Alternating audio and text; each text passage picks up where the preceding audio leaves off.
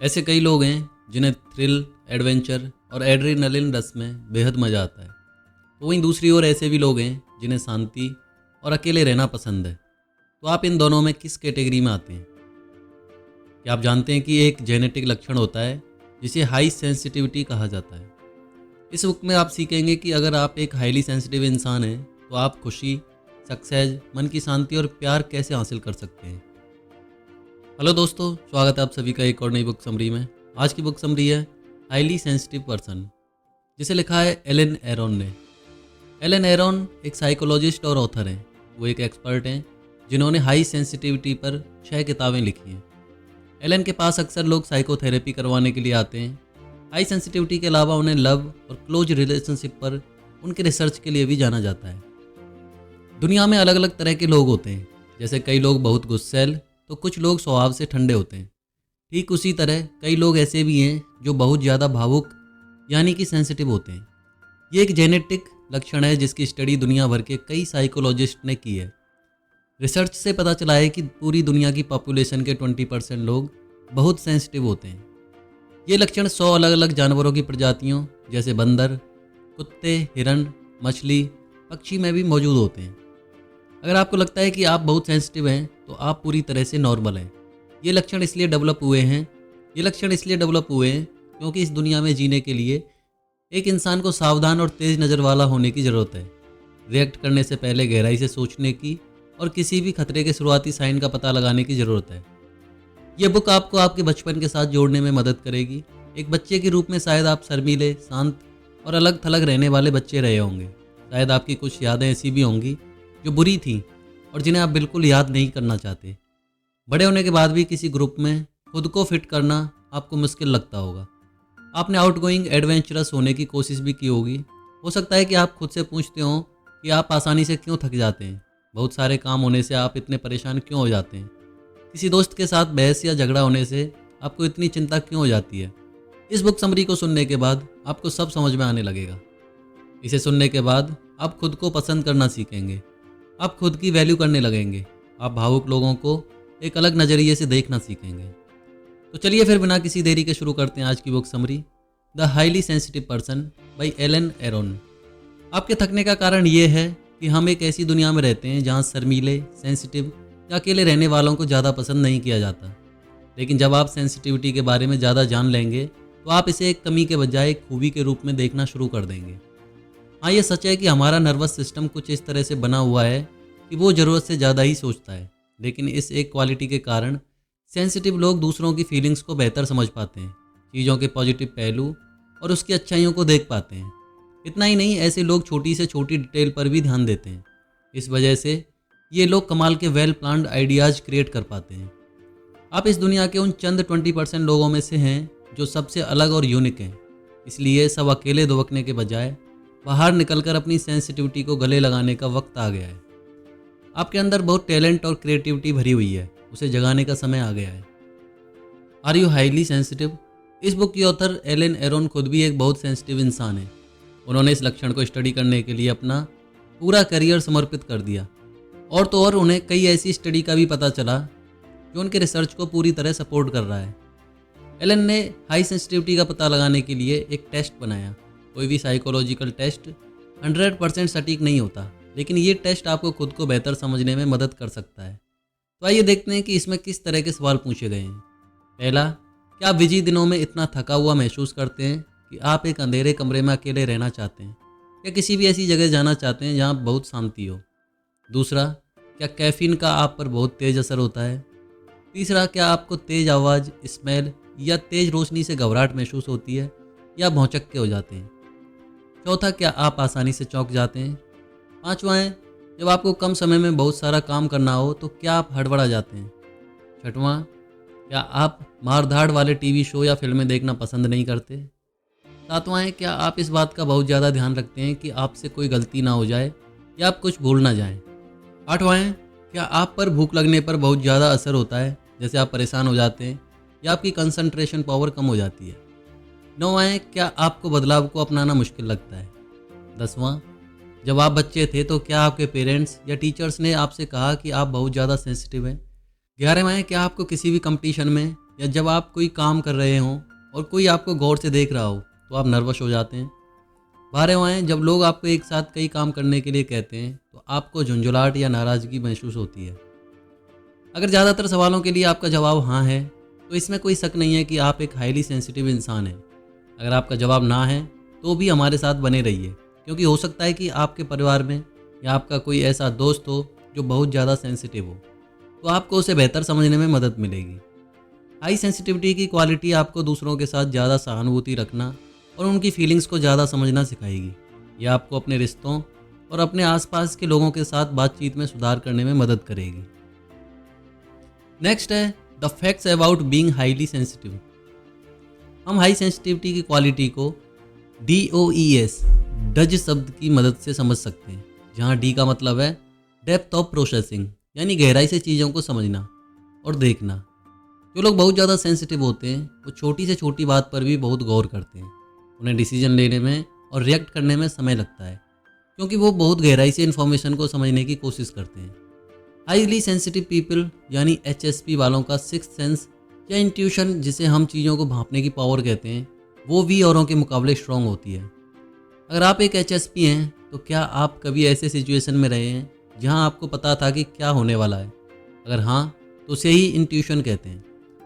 यहाँ तक कि अगर आपको उस बारे में कुछ पता ना भी हो तब भी आपने हर इन्फॉर्मेशन को गौर से समझा और आपको उसका जवाब मिल गया। इंट्यूशन का मतलब ये भी है कि आपको अपना पास्ट अच्छी तरह से याद है, तो अगर कोई घटना दोबारा हो तो आप खुद को तुरंत सावधान कर सकते हैं। अब अगले अल्फ़ाबेट की ओर बढ़ते हैं, जो है O। इसका मतलब है ओवर स्टिमुलेशन। HSP किसी भी तरह के स्टिमुलस के प्रति ज़्यादा सेंसिटिव होते हैं। जो भी चीज़ आपको उकसा दे या उत्तेजित कर दे उसे स्टिमुलाई कहते हैं। ये फैक्टर आपके अंदर से आ सकता है, जैसे भूख, दर्द, यादें, आइडिया। ये बाहर से भी आ सकता है, जैसे रोशनी, स्मेल, आवाज़ या लोगों के साथ मिलना जुलना या बातचीत करना। HSP हर चीज़ औरों से कुछ ज़्यादा महसूस करते हैं, इसलिए वो ज़्यादा उत्तेजित हो जाते हैं। एग्जाम्पल के लिए, आप अपने 2 करीबी दोस्तों के साथ शहर घूमने गए। आपने पूरा दिन खूबसूरत नज़ारों को देखते हुए बिताया, लेकिन शाम होते होते आप पूरी तरह थक जाते हैं। वहीं आपके दोनों दोस्त जो HSP नहीं हैं, उनमें तो अब भी बहुत एनर्जी बाकी है और वो घर के बजाय नाइट क्लब में पार्टी करना चाहते हैं। अक्सर ऐसी सिचुएशन में HSP गिल्टी महसूस करते हैं कि उनकी वजह से औरों का प्लान ख़राब हो जाएगा। लेकिन बिल्कुल गिल्टी फील ना करें, क्योंकि अगर आप थक गए हैं तो रेस्ट करना ज़्यादा अक्लमंदी है। इसलिए आप उन्हें बाय कहकर घर लौटकर रिलैक्स कर सकते हैं। इसमें कोई एबनॉर्मल बात नहीं है। जाहिर सी बात है कि इतनी थकान के बाद आप एक ऐसी जगह तो बिल्कुल नहीं जाना चाहेंगे जहां लाउड म्यूजिक हो और नियॉन लाइट्स चमक रहे हों। अब चलते हैं ई की ओर, जिसका मतलब है सहानुभूति या हमदर्दी। क्या आप जानते हैं कि हमारे ब्रेन में मिरर न्यूरॉन्स होते हैं? कई साइंटिस्ट ने इनके होने की बात को साबित किया है। मिरर न्यूरॉन्स हमें उस इंसान के व्यवहार की नकल करवाता है जिनसे हम बात करते हैं।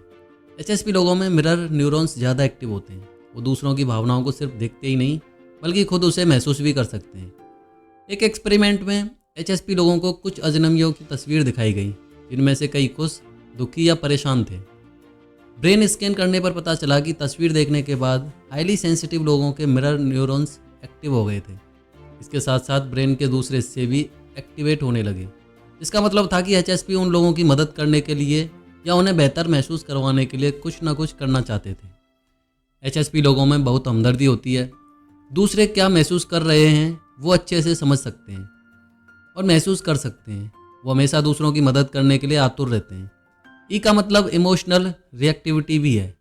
किसी भी इमोशन जैसे खुशी, निराशा, गिल्ट का HSP पर बहुत गहरा असर होता है। एक HSP को डिप्रेशन होने की ज़्यादा संभावना भी होती है। ऐसा इसलिए है क्योंकि वो उदासी या अकेलेपन को बहुत गहराई से महसूस करते हैं। जब किसी HSP का फेलियर से सामना होता है तो वो उस निराशा और हार को लंबे समय तक याद रखता है। इस कारण इस बात की संभावना कम हो जाती है कि वो एक ही गलती को बाद में कभी दोहराएंगे। जब कोई HSP सक्सेस अचीव करता है तो वो फीलिंग भी उसके लिए बहुत गहरी होती है। इसलिए HSP उस फीलिंग को दोबारा महसूस करने के लिए सक्सेस पाने के और तरीके खोजने लगता है, ताकि वो सक्सेस और खुशी के इमोशन को फिर से महसूस कर सके। अब आते हैं एस पर, जिसका मतलब है सेंसिंग दी सटल।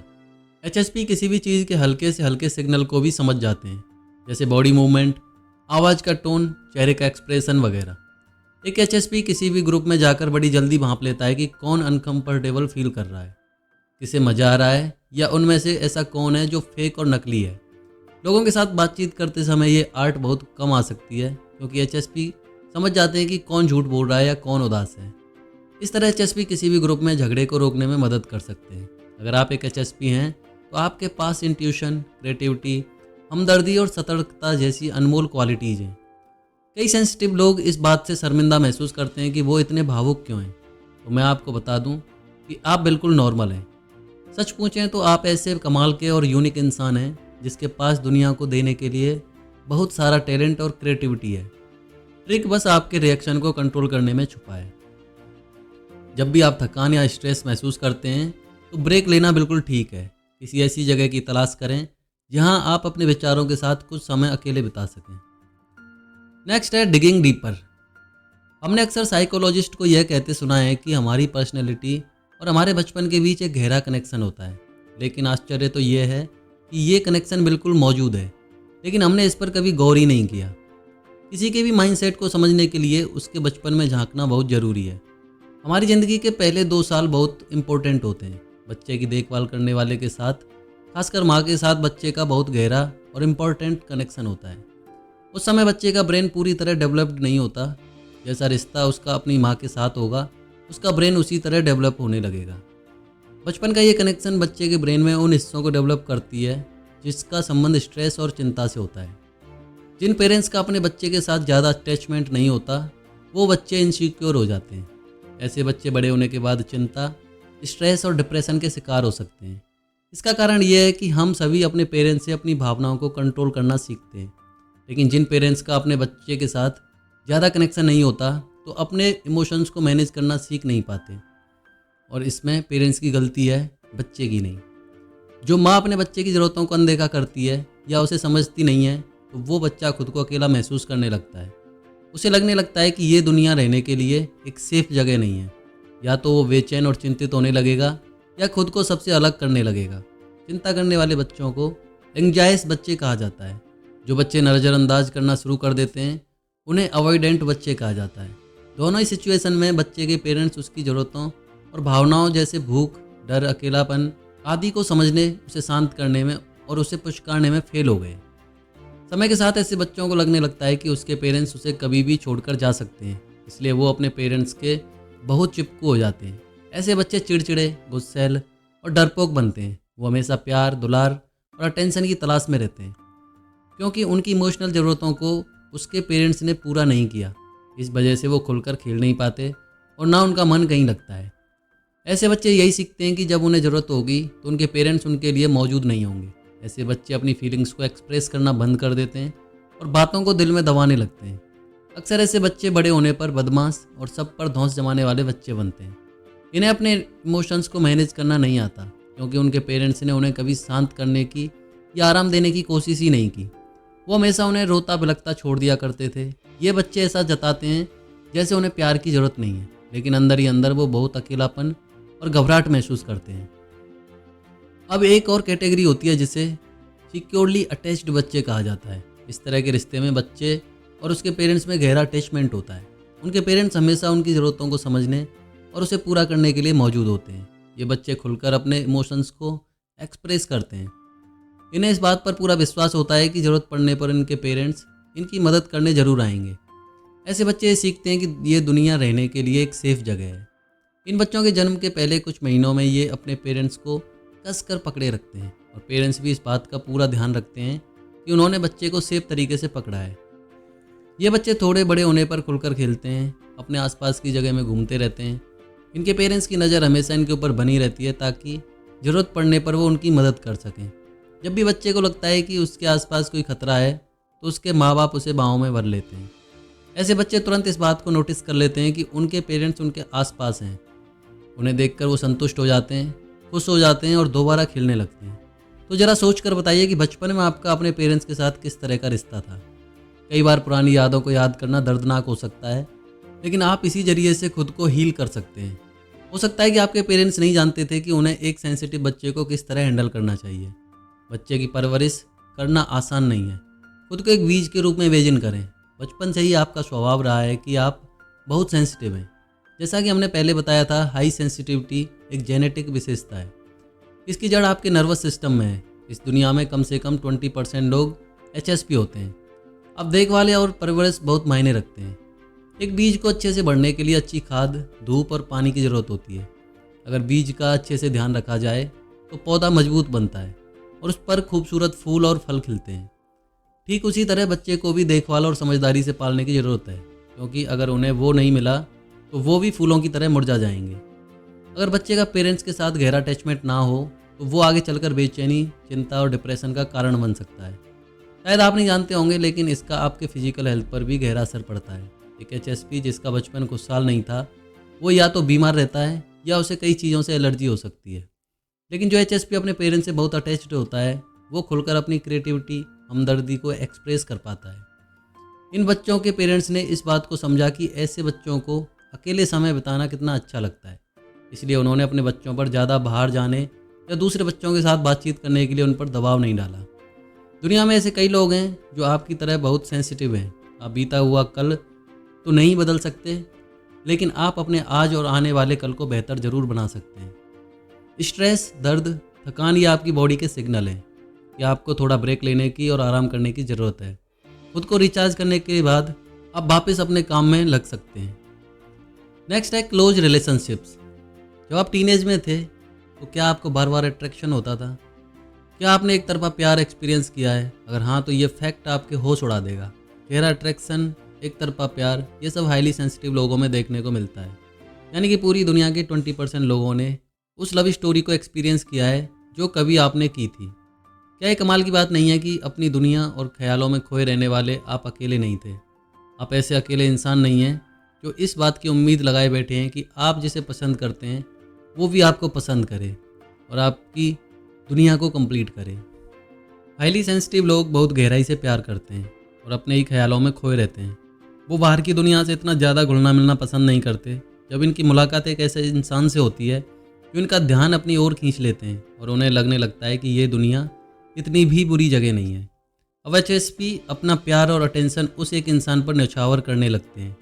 इसका नतीजा ये होता है कि उनका पार्टनर इतने ज़्यादा प्यार और अटैचमेंट से घुटन या बंधा हुआ महसूस करने लगता है और अक्सर इसी वजह से कई बार उनका ब्रेकअप भी हो जाता है। इन सब से खुद को बचाने के लिए आपको थोड़ा बाहर निकलने की ज़रूरत है। आपको अपने ख्वाबों की दुनिया से बाहर आना होगा। अगर आप ज़्यादा लोगों से मिलेंगे, नई चीज़ें एक्सपीरियंस करेंगे, तो आप उस इकलौते इंसान के बजाय कई लोगों के साथ जुड़ने लगेंगे। कोई इंसान आपको खुश या दुखी नहीं कर सकता। आपका रिएक्शन उसे ये पावर देता है। आपको खुद के साथ भी खुश रहना सीखना होगा, तभी आप सच्ची खुशी को महसूस कर पाएंगे। इस बुक की ऑथर एलेन का कई HSP से सामना हुआ। उन्होंने नोटिस किया कि ज़्यादातर HSP ने एक बार ही प्यार या शादी की थी या अपने परिवार और करीबी दोस्तों के साथ अकेले ही लाइफ को एंजॉय कर रहे थे। आपको खुद पर डाउट करने की ज़रूरत नहीं है और ये सोचने की ज़रूरत नहीं है कि आपको दूसरों की तरह बनना होगा, क्योंकि अगर दूसरों में खूबियाँ हैं तो आप भी किसी से कम नहीं हैं। आप वो चीज़ें कर सकते हैं जो नॉन HSP नहीं कर सकते। जैसे आप गहराई से सोच सकते हैं, महसूस कर सकते हैं, नेचर में, आर्ट में, किताबों में और खासकर लोगों में अच्छाई को देख सकते हैं।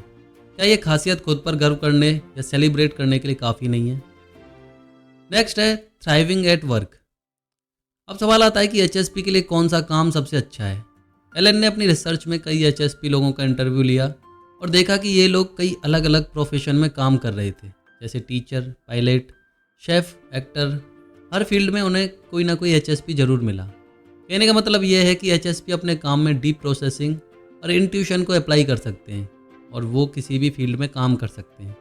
अगर आप अपने करंट जॉब में खुश नहीं हैं तो आप इस बात को समझिए कि उसमें एक्सपर्ट बनने में समय लगता है। एंट्री लेवल के जॉब में ज़्यादा चैलेंजिंग काम नहीं होते, लेकिन जैसे जैसे आपका एक्सपीरियंस बढ़ता जाएगा वैसे वैसे आपकी स्किल इंप्रूव होती जाएगी और आपको ज़्यादा अपॉर्चुनिटी मिलने लगेंगी। HSP को सोचने के लिए और खुद के साथ समय बिताने के लिए थोड़े स्पेस की ज़रूरत होती है। अगर किसी जॉब में नेटवर्किंग या ज़्यादा लोगों से बातचीत करने की ज़रूरत हो तो वो HSP के लिए काफ़ी चैलेंजिंग होता है। लेकिन आज हमारे पास इंटरनेट की सुविधा है। आप लोगों से कनेक्ट करने के लिए ईमेल, इंस्टेंट मैसेजिंग या सोशल मीडिया को चुन सकते हैं। आपको मीटिंग या कॉन्फ्रेंस में शामिल होने की ज़रूरत नहीं है। अगर आप में कोई टैलेंट है या आपका कोई शौक़ हो जिसे आप एक बिजनेस में बदलना चाहते हैं तो आज की इस डिजिटल दुनिया में ये करना नामुमकिन नहीं है। चाहे आपको गार्डनिंग, कप केक बेक करना या जानवरों को ट्रेन करना पसंद हो, तो आप उसे सोशल मीडिया का इस्तेमाल कर सक्सेसफुल बिजनेस शुरू कर सकते हैं। और इसे करने के लिए आपको किसी ऑफिस की ज़रूरत नहीं पड़ेगी। इसे आप अपने घर के ड्राइंग रूम से भी कर सकते हैं।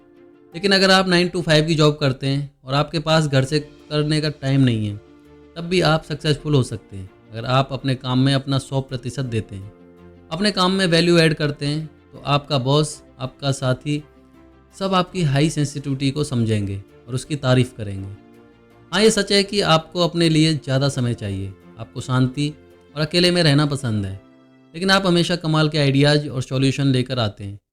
अब आप ही बताइए, आप जैसे टैलेंटेड, ईमानदार और डेडिकेटेड इंसान के साथ कौन काम नहीं करना चाहेगा। हाईली सेंसिटिव लोग बहुत ज़्यादा सेंसिटिव होते हैं और उनके आसपास की दुनिया उन्हें चौंका देती है। लेकिन आपको बस गहरी सांसें लेकर शांत होने की ज़रूरत है। आप एक यूनिक इंसान हैं और आप कुछ ना कुछ ऐसा ज़रूर क्रिएट कर सकते हैं जो दूसरे नहीं कर सकते।